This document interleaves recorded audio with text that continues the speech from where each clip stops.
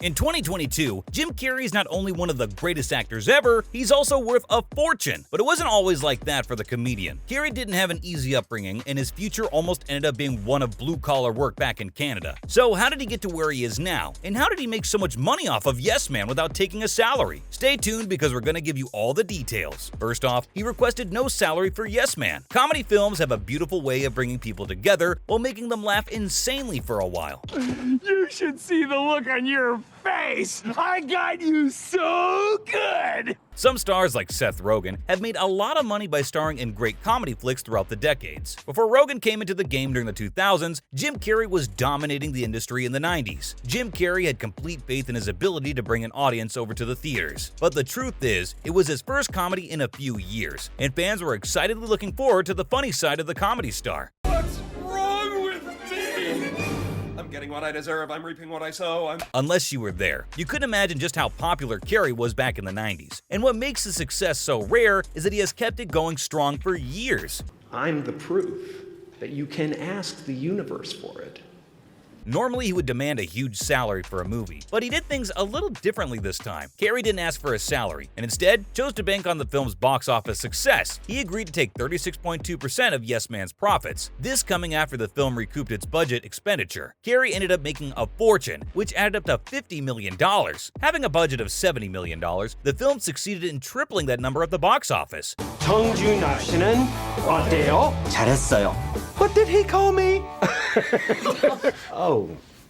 Bringing in $223 million, a massive number worldwide, and managed to do much more than recoup its budget, and that too in just the US alone. Next up, Yes Man was a milestone for Carrey. It was a big moment for not only the movie, but Carrey as well, proving he was still a massive comedy box office draw. This movie marked his return to comedy. A big reason for the big success of the box office with Yes Man could have something to do with the fact that Carrey had gotten away from comedies at the time, taking on more serious roles in films. He was probably able to use this as leverage. His previous comedy came 3 years prior with Fun with Jane. Before that, it goes way back to 2003 with Bruce Almighty, which was another box office hit.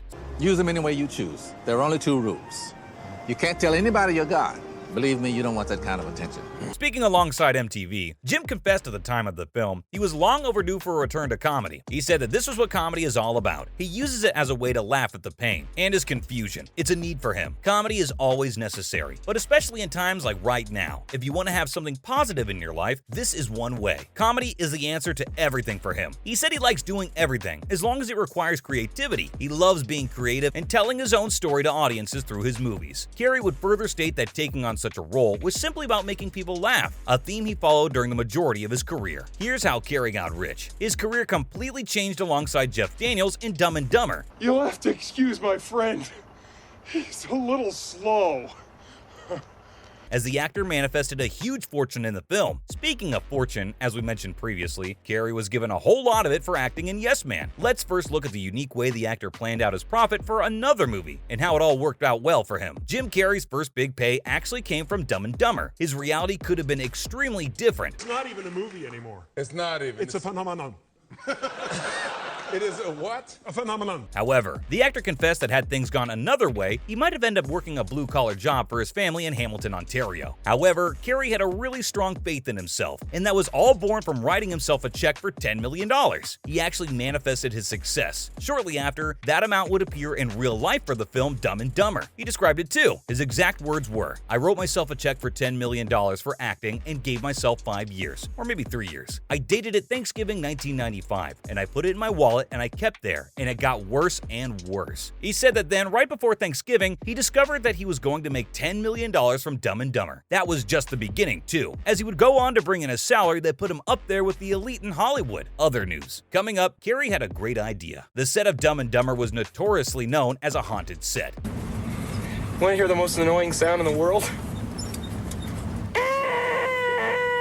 It was also located in the same hotel that The Shining was inspired by. Carrey approached filmmakers Daniel Kwan and Daniel Scheinert to make a horror film inspired by the sets of Dumb and Dumber. Recently, Kwan appeared in a roundtable of writers, which also include Ryan Johnson, Chinonye Chukwu, Tony Kushner, Jordan Peele, and Martin McDonough, and was hosted by The Hollywood Reporter. Kwan revealed that he and Scheinert were once approached by the veteran actor about releasing a horror movie that would be shot on the set of Dumb and Dumber 2, the sequel. That's it. We're getting you hearing aids. They revealed that pretty early on in their careers, Jim Carrey reached out and he had an idea. He had freshly watched Paranormal Activity and was raving about its horror and found footage. He asked them if they'd seen it and they said they hadn't, and they had no clue where he was going with this. Carrey revealed that he had never seen anyone make such a movie in the comedy genre, and he had a brilliant idea. Moving on, we might have gotten a horror movie from Carrey. To sum it up, the set of Dumb and Dumber was notoriously a haunted set that was also in the same hotel that inspired The Shining. You can definitely see where this is going. Apparently, people on set reported that throughout shooting, things were randomly breaking, people were getting injured, doors were swinging by themselves, and the vibe felt really haunted. Quan continued that Carrey had said to him that he wanted them to do a found footage horror comedy movie on set. It was going to be something like a feature-length movie, all shot behind the scenes that slowly descends into a horror movie. The filmmaker replied saying that they were down for it, and it was an amazing idea. They even came up with a whole outline, and were super excited to start it. Pull over! No, it's a cardigan, but thanks for noticing. Yeah! Killer boots, man! However, the project never came to be because the studios never gave the green light for it. They even sat down with the producer and they pitched the idea, but at the end of that, they were told they're not actually going to go through with it. They were sorry that Jim was already so hyped up for this, but there was simply no chance that they were going to let this happen. Finally, here's what would have happened in a Bruce Almighty sequel. Carrey played the titular character in the 2003 film Bruce Almighty. But I guess you can't now, being dead and all. I'm dead? Nah, I'm just messing. Which was written by Stephen Corrin, Steve Oedeker, and Mark O'Keefe. The film was a huge hit at the box office and could have had a sequel with Carrey reprising his role, but it also was never made. How many now? 7.